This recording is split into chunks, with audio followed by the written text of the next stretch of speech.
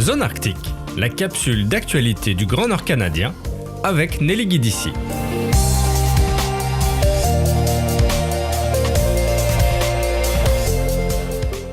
En ce début d'année 2026, le Groenland est sous les feux des projecteurs. Il y a un an, Donald Trump déclarait au tout début de son second mandat sa volonté d'annexer le Groenland. Si cette déclaration avait fait grincer des dents, le Conseil circumpolaire inuit avait immédiatement affirmé sa position suite à cette déclaration en clamant haut et fort le rejet d'une telle possibilité. Sarah Olsvig, présidente du Conseil circumpolaire inuit, avait déclaré, et je la cite, que le temps des colonisateurs est révolu et le peuple groenlandais refuse d'être considéré comme un figurant au cœur de manœuvres politiques. Aujourd'hui, l'administration Trump semble être pourtant prête à passer de la parole aux actions. Plusieurs voix se sont depuis fait entendre en soutien au peuple groenlandais. Par exemple, le Conseil des Samis a rappelé dès le 5 janvier 2026 que les Inuits, en tant que peuple autochtone, est doté du droit fondamental de déterminer son propre avenir. Le 13 janvier 2026, lors d'une conférence de presse avec la première ministre du Danemark, le premier ministre du Groenland, Jens Frederik Nielsen, a balayé d'un revers de main la possibilité d'une annexion par les États-Unis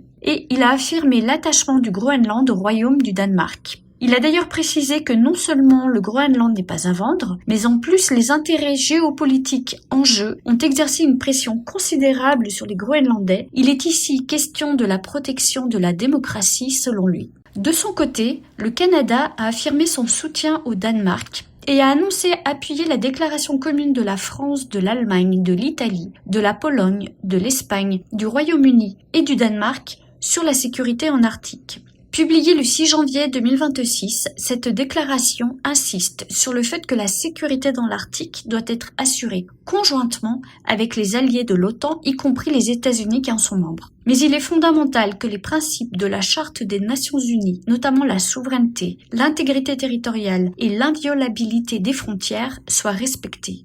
C'est dans ce contexte que le Canada a dernièrement annoncé l'ouverture prochaine d'un consulat canadien à Nuuk, capitale du Groenland.